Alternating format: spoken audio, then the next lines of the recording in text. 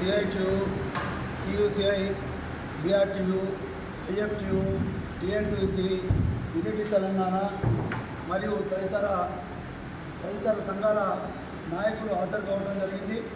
ముఖ్యంగా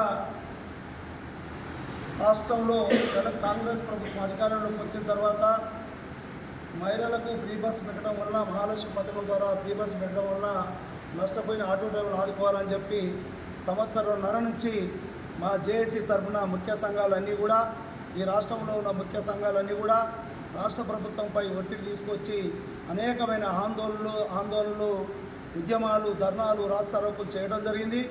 ఆ సందర్భంగా రాష్ట్ర ప్రభుత్వం తరఫున రవాణా శాఖ మంత్రులు పొన్నం ప్రభాకర్ గారు మాతోని అనేక దఫాలుగా చర్చలు జరపడం జరిగింది. ఆ చర్చల సందర్భంగా వారు మమ్మలను పిలిచి మా యొక్క ముఖ్య డిమాండ్ల మీద చర్చ జరిగినప్పుడు గత 3 నెలల క్రితమే చర్చ జరిపిండు. ఆ చర్చల సందర్భంగా మేము అనేక విషయాల మీద వారిని అడగడం జరిగింది. వారు రాష్ట్ర ప్రభుత్వం ఏదైతే ఆర్థిక పరిస్థితి ఉందో దాని మీద మాకు వివరించడం జరిగింది. కొన్ని సమస్యలు పరిష్కరిస్తానని హామీ ఇవ్వడం జరిగింది.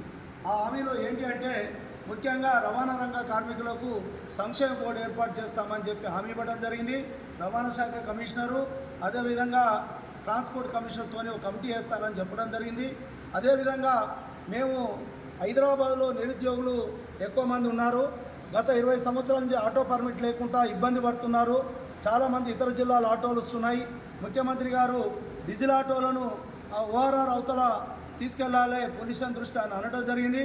మేము కోరిన ఆటో సంఘాలన్నీ కూడా వారిని కోరడం జరిగింది.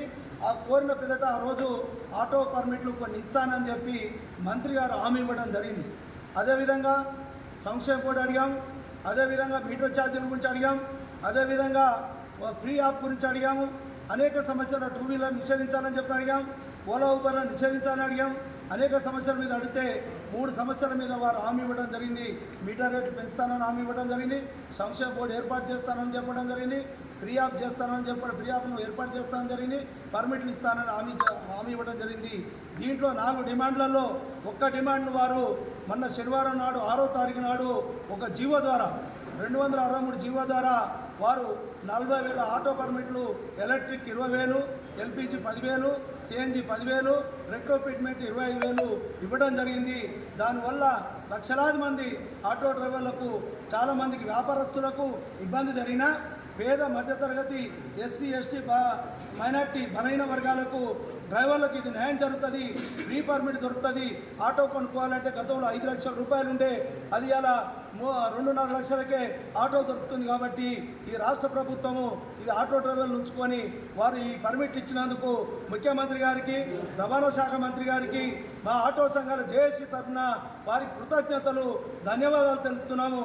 త్వరలో మంత్రి గారు కూడా కలిసి వారికి ధన్యవాదాలు తెలపడానికి, సన్మానం చేయడానికి కూడా మా జేఏసీ సంఘాలు కూడా వెనకపోవు, మేము చేస్తాము.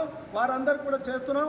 ఈరోజు పర్మిట్లు వచ్చిన తర్వాత కొంతమంది దళారులు, కొన్ని సంఘాలుగా పేరు ఆర్టీఏలో పనిచేసే దళారు సంఘాలు కూడా ఈ పర్మిట్లను వ్యతిరేకిస్తూ వాళ్ళ ప్రాబల్యాన్ని కట్టుకోవడానికి ఇది రాజకీయం చేస్తున్నారు.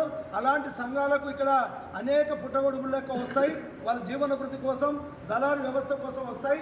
ఆ సంఘాలను పట్టించుకోవాల్సిన అవసరం లేదు. ముఖ్యంగా ఈ రాష్ట్రంలో ఉన్న సంఘాలన్నీ కూడా దీన్ని ఏకీభవించి స్వాగతిస్తున్నాయి. ఇలా ముఖ్యంగా ఏఐటీసీ కానీ, సిఐటియు కానీ, ఐఎఫ్టియు కానీ, బీఆర్టీయు కానీ, టీఎస్ఐ కానీ, అదేవిధంగా టీఎన్టీసీ కానీ, ఐఎన్టీసీ కానివ్వండి, అదేవిధంగా యూనిటీ తెలంగాణ కానివ్వండి, అనేక ఓనర్స్ అసోసియేషన్ సంఘాలు కూడా దీన్ని స్వాగతిస్తున్నాయి. ముఖ్యమంత్రి గారికి, రవాణా శాఖ మంత్రి గారికి కృతజ్ఞత తెలియజేస్తున్నాం. దీనికి వెనకాల ఉండి పోరాడిన కమ్యూనిస్ట్ పార్టీ ఎమ్మెల్యే పెద్దల సాంబశివరావు గారికి, కోదండ రామ్ గారికి కూడా ఈ సందర్భంగా మేము ఆటో సంఘాలందరి తరఫున కృతజ్ఞత తెలియజేస్తున్నాం. దాంతోపాటు ఒక సమస్య పరిష్కారంగానే డ్రైవర్లు సంతోషం కాదు, మిగతా సమస్యలు అనేకంగా ఉన్నాయి. కాబట్టి ముఖ్యంగా సంక్షేమ బోర్డుని ఏర్పాటు చేయాలా, అదేవిధంగా ఆటోమేటిక్ ఛార్జీలు పెంచాలా, అదేవిధంగా ఫ్రీ యాప్ను కూడా ఏర్పాటు చేయాలా, 2 వీలర్లు నిషేధించాలా, ఓలా ఊబర్ సంస్థ నిషేధించాలా, అదేవిధంగా ఇతర జిల్లాల్లో అక్రమంగా నడుస్తున్న ఆటోలు ఎందుకైతే వాళ్ళు ఇబ్బంది పడకుండానే ఇలా రాష్ట్ర ప్రభుత్వం గుర్తించి పర్మిట్లు ఇవ్వడం జరిగింది. వారు కూడా న్యాయం జరుగుతుంది. కాబట్టి ఎప్పుడైనా నిబంధనలు ప్రభుత్వ నిబంధనల ప్రకారం రాజ్యాంగం ప్రకారం నడుచుకోవాలి. కాబట్టి ఆ నిబంధనల ప్రకారమే హైదరాబాద్లో పర్మిట్ ఇచ్చిన ఆటోలు తీసుకోవాలి. డ్రైవర్లు కూడా మేము అందరం సంఘాలకు ఎక్కడైనా అన్యాయం జరిగితే వారు సహకరించడానికి కూడా మేము కోరుతున్నాం. అదేవిధంగా గతంలో ఇచ్చిన ఇన్స్ట్రక్షన్స్ ప్రభుత్వం సరిగ్గా అమలు చేయాలా. ఎందుకంటే ఎక్కడ కూడా అక్రమాలు జరగకుండా మోసాలు జరగకుండా ప్రతి ఒక్కరికి ఒక పర్మిట్, బండి లేని వారికి పర్మిట్ ఇస్తూ అందరికీ న్యాయపరంగా ప్రభుత్వం ఆదుకోవాలా. అదేవిధంగా ఎనీ లైసెన్స్ ఇవాళ వాస్తవంగా గతంలో కూడా ప్రభుత్వాలు ఆటో డ్రైవర్కు లైసెన్స్ బ్యాడ్జ్ అనేది లేదు, నిబంధన లేదు. ఎనీ లైసెన్స్ 2 ఉన్నా 3 ఉన్నా 4 ఉన్నా ఇచ్చే నిబంధన ఉంది. ఎవరికైనా లెర్నింగ్ ఉన్నా ఇవాళ కొత్తవాడు వాడని ఆటో కొనుక్కుంటాను వస్తాడు, వాడు కొనుక్కోవాలంటే ఇమీడియట్ లైసెన్స్ రాదు. కాబట్టి లెర్నింగ్ లైసెన్స్ తీసుకున్న ఆ డ్రైవర్కి జీవనోపాధి దొరుకుతుంది. కాబట్టి చాలామంది ఓఆర్ఆర్ అంటే చాలా ప్రాంతం దాదాపు హైదరాబాద్ 60-70 కిలోమీటర్లు విస్తరించి ఉంటుంది ఓఆర్ఆర్ పరిధిలో. కాబట్టి చాలామంది న్యాయం జరుగుతుంది. అన్ఎంప్లాయ్మెంట్ కూడా దీనికి అన్ఎంప్లాయ్మెంట్ కూడా తీరినట్టు అవుతుంది. రాష్ట్ర ప్రభుత్వానికి మా ఆటో సంఘాల జేఏసీ తరఫున కోరుతున్నాం. అదేవిధంగా దేశవ్యాప్త సార్వత్రిక సమ్మె సందర్భంగా జూలై 9వ తారీఖు నాడు జరుగుతుంది. దాంట్లో ఆటో సంఘాలు కూడా భాగస్వామ్యమై మిగతా మా డిమాండ్లు ఏదైతే పెండింగ్లో ఉన్నాయో ఆ సమస్యలు కూడా పరిష్కరించుకోవడానికి 9వ తారీఖు ఆందోళన దశలో కూడా పాల్గొంటామని చెప్పి మేము తెలియజేస్తున్నాం.